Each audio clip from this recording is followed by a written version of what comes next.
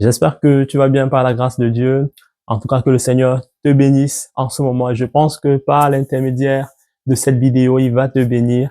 La Bible déclare dans Proverbe chapitre 4 au verset 23, « Garde ton cœur plus que toute autre chose, car c'est de lui que proviennent les sources de la vie. » Et dans ce passage, on voit que le Seigneur nous invite à garder notre cœur. Lorsqu'il nous dit « garde ton cœur », ça veut dire que la responsabilité du fait de garder son cœur ne viendra pas de lui, mais elle viendra de nous. En fait, il nous délègue la responsabilité à chacun d'entre nous de garder son cœur. Maintenant, quand bien même Dieu nous invite à garder notre cœur, c'est-à-dire qu'il nous donne la responsabilité de le faire, en fait, ça ne veut pas dire qu'il s'exclut du processus de la conservation, si je peux le dire ainsi, de notre cœur. Donc, ça veut dire que même s'il nous délègue cette responsabilité, on doit toujours se souvenir qu'en fait, on n'a pas de capacité. On n'a pas de capacité et donc, par conséquent, la Bible déclare dans Romains 8 au verset 26, l'Esprit nous aide. On doit demander au Saint-Esprit de nous aider à le faire. On doit dire, Seigneur, tu m'as dit de le faire. Je reconnais que je n'ai pas la capacité. S'il te plaît, aide-moi, soutiens-moi, assiste-moi.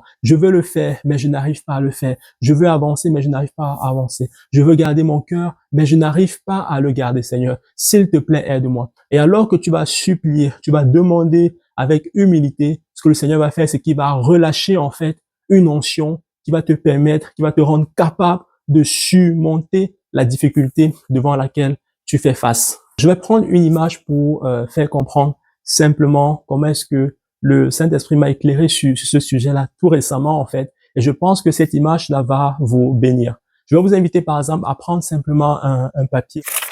Alors je récupère par exemple un post-it sur ce lot-ci, ok? Voici mon post-it. Si je regarde, si vous tenez votre post-it, et en fait, vous tenez juste les deux extrémités qui sont ici, et vous vous mettez à tirer dessus. Donc, l'effort que vous êtes en train de mettre sur ce post-it, ce sont les contraintes de la vie.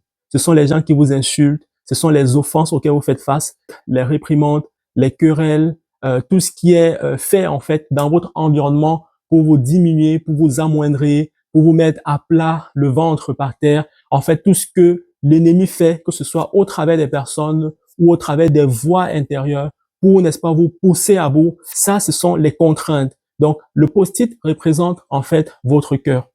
Et lorsqu'on tire dessus, ce sont en fait les événements auxquels on est exposé et qui ont tendance à vraiment mettre à rude épreuve notre cœur. Maintenant, si je prends exactement mon même post-it et que je fais juste une fente dessus, ok, et que je tire de nouveau, tout de suite, on voit qu'en fait, le prolongement de la fente, c'est là-dessus que la feuille va céder, va se déchirer. Donc, qu'est-ce que ça veut dire? La fente représente une blessure, ça représente un rejet, ça représente une offense. La fente représente en fait tout ce qu'on a gardé dans notre cœur, le manque de pardon. Donc, tout ce qui vient du cœur en fait et qui constitue un support sur lequel l'ennemi s'appuie pour nous blesser davantage. Jésus pouvait dire dans Jean chapitre 14, « Le prince de ce monde vient, mais il n'a rien en moi. » Jésus est en train de dire que le prince de ce monde est en train de soumettre mon cœur à rude épreuve, mais le cœur de Jésus était un cœur pur, c'est-à-dire un post-it ou une feuille de papier sans fissure, sans blessure, sans rayures. C'était un cœur pur.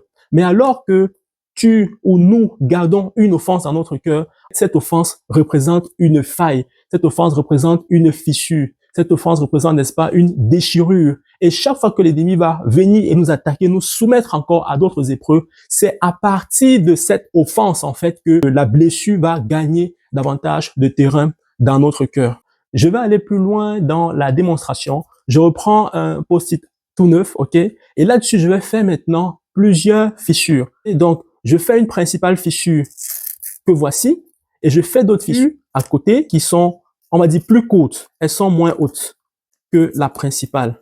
Et je vais encore soumettre mon post-it à un effort. Donc, je me mets à tirer dessus. Et quand je tire dessus, qu'est-ce que je constate? Je constate que c'est la fissure qui est la plus prolongée. C'est la fissure qui a la plus grande longueur, en fait, qui est celle à partir de laquelle la blessure se prolonge. Donc, qu'est-ce qu'on peut déduire par rapport au cœur? On peut comprendre par là que les blessures les plus profondes qu'on a et desquelles on n'a pas été guéri sont les blessures à partir desquelles on va continuer, n'est-ce pas, de souffrir. Ça veut dire que même dans le processus de guérison, lorsque David pouvait dire, oh Dieu, sonde mon cœur et connais mes pensées. En fait, c'est une prière qu'on doit faire pour inviter le Seigneur à remonter à la surface les événements que nous avons vécus par le passé, qui nous ont offensés et qui sont cachés au-dedans de nous.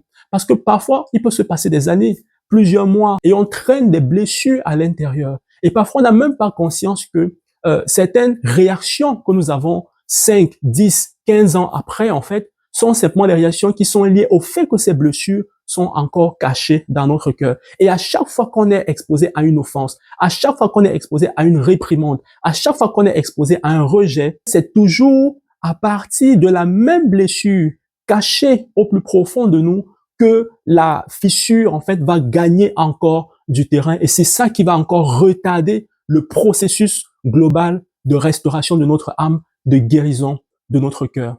Alors que faire? Simplement, l'apôtre Yvan Castanou le rappelle tout le temps, nous devons supplier le Seigneur. Nous devons nous comporter comme David, c'est-à-dire crier à Dieu, demander à Dieu de nous guérir, de sonder notre cœur, d'aller au plus profond de nous et de laisser que le Seigneur puisse faire remonter à la surface ce que nous avons vécu par le passé et qui en fait cache au-dedans de nous une blessure. Une autre chose encore à faire, c'est d'aller, n'est-ce pas, vers les bergers qui sont établis sur nos vies. Lorsque tu as un berger dans une église locale, pouvoir en fait faire véritablement cette cure d'âme, laisser que le Seigneur puisse toucher, transformer, bâtir, édifier notre âme, rentrer au-dedans de nous en fait, afin de pouvoir mettre le doigt sur la blessure à l'intérieur de nous, qui est en fait à l'origine des comportements, des attitudes, le fait qu'on désire se cacher, se mettre à l'étroit, se mettre dans un coin. On refuse en fait d'avoir des compagnies, d'avoir des amis. Pourtant Dieu a dit en Genèse, il a dit à Adam, en fait, Adam, c'est simplement l'image de l'espèce humaine, de l'être humain. Dieu a dit à Adam qu'il n'est pas bon que l'homme soit seul. Ça veut dire qu'il n'est pas bon que l'être humain soit seul. Et c'est pour ça qu'il lui a fait Ève. Ève, c'est simplement l'image d'une aide semblable. L'aide, celui qui va nous soutenir, nous accompagner, celui par qui Dieu va nous bénir, c'est notre prochain. Et l'ennemi s'appuie justement sur ces blessures qu'on a parfois dedans de nous pour nous mettre à l'écart, pour nous mettre en retrait, pour nous amener à ne plus fréquenter les cellules de maison, pour nous amener à ne plus fréquenter les églises locales, pour nous amener à ne pas parler de notre problème, parce qu'il va exploiter des voix qui vont résonner en nous et nous dire « personne ne comprendra ta situation ». En fait, ce qu'il est en train de te pousser à faire, lorsqu'il te parle de la sorte, il est en train de vouloir que tu ne mettes pas le doigt sur cette fissure qui est la plus profonde et qui est dans ton cœur et qui est à l'origine du fait que tu maintiennes beaucoup de personnes loin de toi, séparées de toi, te disant que le temps fera effet de guérison. Non, le Seigneur veut que tu puisses mettre le doigt là-dessus, que tu puisses mettre le doigt sur cette blessure intérieure afin, n'est-ce pas, qu'il la guérisse, qu'il te restaure et que tu puisses commencer, n'est-ce pas, à jouir des fruits de la vie. Car n'oublie pas, Proverbe 4, verset 23, garde ton cœur plus que toute autre chose, car c'est de lui que proviennent les sources de la vie. Que le Seigneur te bénisse.